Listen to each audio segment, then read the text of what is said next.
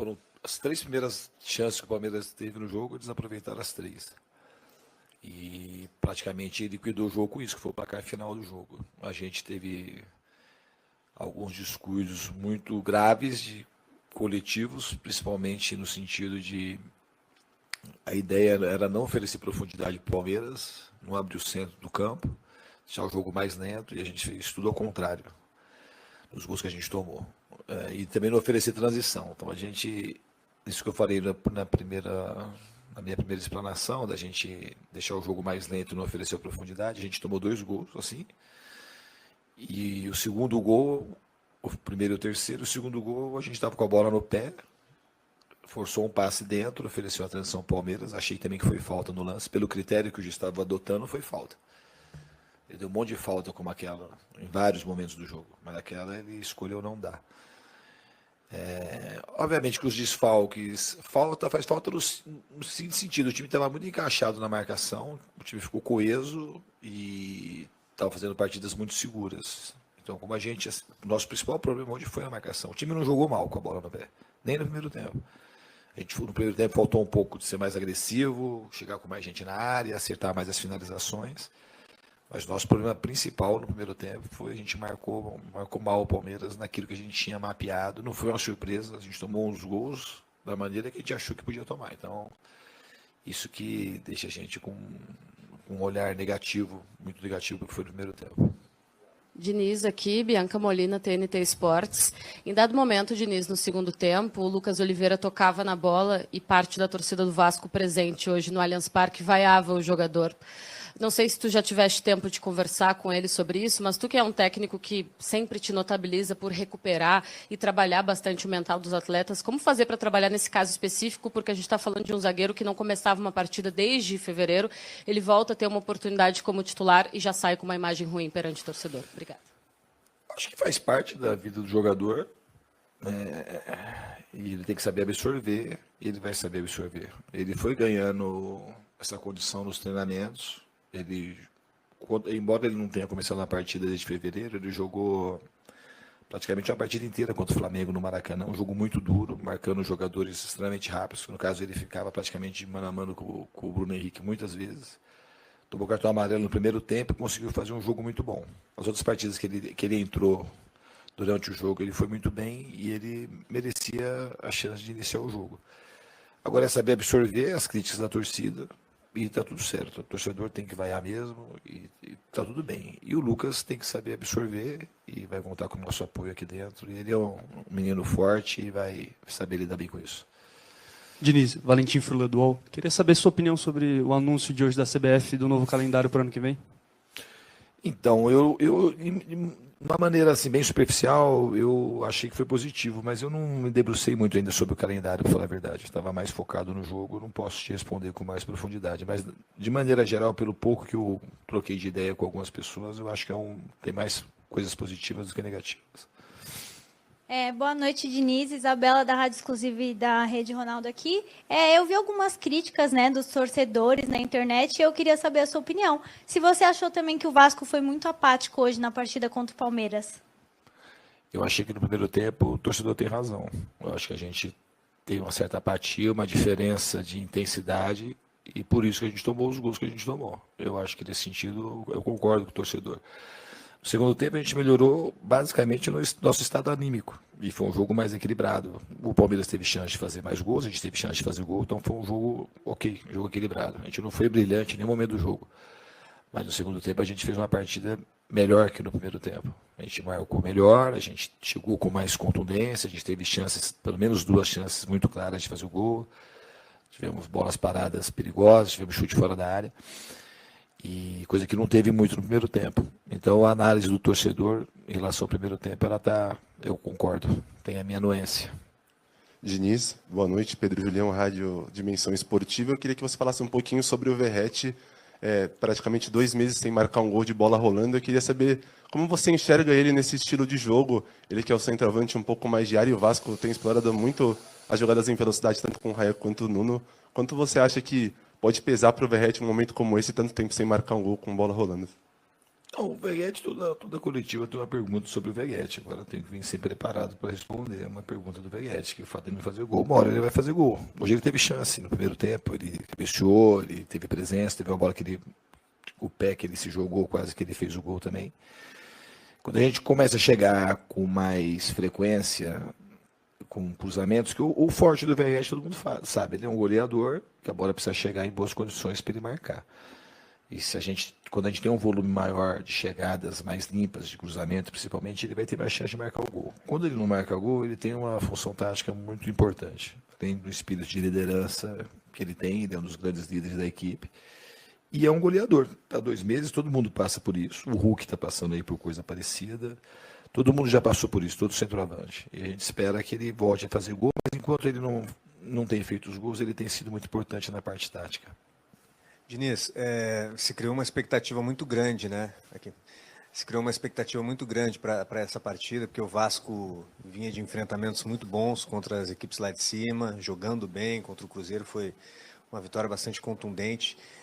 Do jeito que foi a derrota hoje, até o Léo Jardim falou também nessa linha de pensamento de que o time entrou desligado no início. De que forma o jeito da derrota hoje não pode abalar o time? Como é que você está lidando com isso para manter o foco, para recuperar, para manter nessa pegada que o Vasco vinha até esse momento, né, de bons jogos, boas atuações? Então, isso é uma coisa relativamente fácil, porque não tem abalar o quê? Não tem como abalar. O time já teve uma resposta positiva no segundo tempo. O time não pode entrar do jeito que entrou, mas não é uma coisa que não tem o que fazer. O time já começou a reagir no segundo tempo. Eu espero o que vai acontecer é que a gente vai trabalhar bastante e continuar essa melhora contra a Vitória. Não tem tempo o que vai ficar abalado, não tem abalar nada, tem que ter raiva. O time tem que ter raiva de fazer o que fez, pô. Não tem nada de abalar nada, absolutamente. Não tem a mínima chance de abalar ninguém. Eu acho que os jogadores já responderam de uma maneira positiva no segundo tempo. E tem que ter raiva e aprender a não fazer. Não se contentar porque fez partidas boas. A gente estava numa sequência de 7 jogos jogando bem. Isso é uma coisa natural do ser humano, mas assim, os seres humanos que eles se diferenciam é que não cai nisso, não se acomoda. Então, uma certa acomodação que levou uma certa apatia, que todo mundo percebeu, e que levou os 3-0 do Palmeiras no primeiro tempo. Então, uma análise fácil e o time tem que reagir, e eu acredito que já começou a reagir, e vai reagir mais nos treinamentos, e vamos chegar no Vitória, e a gente sabe que tem que fazer muito melhor do que a gente fez hoje, principalmente no primeiro tempo. Diniz, boa noite. Thiago Berga do Lance. Você já falou sobre a apatia, sobre o time ter estado desligado, e falou também sobre o Verratti e a posição e a função tática dele. O que faltou para o Vasco, por exemplo, ter mais um pouco de controle de jogo, de bola no primeiro tempo, talvez explorando também o fato de o Verratti poder segurar mais um pouco a bola, reter para o Vasco conseguir sair um pouco da pressão do Palmeiras nos primeiros minutos? Mas não aconteceu isso que você está falando. No jogo não foi isso. A gente jogar com a bola, a gente não jogou mal em nenhum momento. Com a bola de ter controle. Controle a gente até teve até no primeiro tempo. O que a gente não teve foi contundência. Controle a gente teve. Mas, a gente faltou chegar com mais contundência? Faltou, mas controle o time teve. O Palmeiras praticamente, quando ia pressionar a gente saiu limpo quase todas as bolas, ia evoluindo de maneira paulatina, chegava no ataque. No primeiro tempo não estava conseguindo terminar bem as jogadas. Nosso erro não foi esse, foi uma apatia muito grande para marcar um time que aqui dentro do Allianz, principalmente, é um time muito letal, é um time que faz transições muito rápidas, é um time que joga um jogo mais alongado. Quando tem segunda bola, os caras aceleram muito rápido.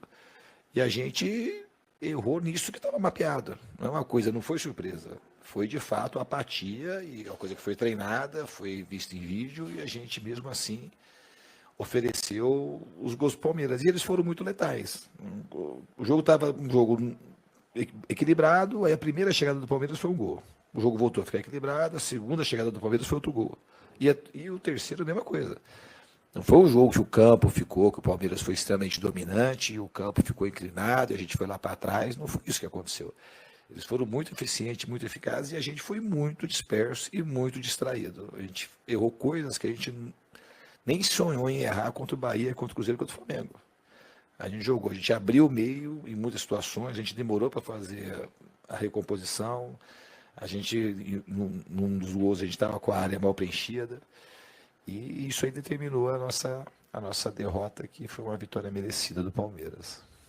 Diniz, aqui, Vitor Seta do Globo. O Vasco vem de uma sequência de times que jogam muito para cima, muito com a bola, jogos de intensidade, transição, e agora vai pegar um Vitória, que é um time da parte de baixo da tabela, que provavelmente vem num jogo mais cauteloso, jogando fora de casa. Como é que você faz para virar a chave taticamente nessa preparação para um jogo tão diferente dessa sequência que você enfrentou agora, cara? Eu acho que não... A gente não vira a chave por conta disso do Vitória jogar diferente taticamente. A parte tática é um fator do jogo que hoje, por exemplo, não foi o que determinou. Assim, determinou de fato a apatia, o comportamento que a gente teve.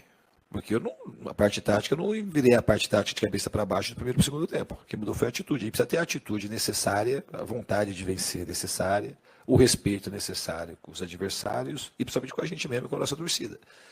Isso que a gente precisa fazer diferente no ponto Vitória. Não é uma questão tática. A questão tática, nesse sentido, é mais simples para resolver. As coisas são mais complexas. A gente precisa entregar mais e eu acredito que vai entregar mais. O time está aprendendo a jogar de acordo com a grandeza do Vasco. Hoje, nos últimos jogos, foi um dia que a gente teve uma queda que a gente precisa retomar rápido e eu espero que a gente retome. Aqui, Diniz, Joel Silva, do canal Colina em Foco. Primeiramente, queria saber sobre a situação do Matheus França e do Cuesta, se eles voltam para o jogo contra o Vitória. E assim, coincidentemente, o Vasco perde a invencibilidade de 7 jogos a partir do momento que não teve o Barros suspenso pelo 3º cartão amarelo. Você explicou sobre a questão da apatia e tal, mas qual foi a importância, ou melhor, qual foi o tamanho desse desfalque pela questão da característica de jogo, tendo em vista que nesse período de invencibilidade jogou a maior parte do tempo Hugo Moura e Barros?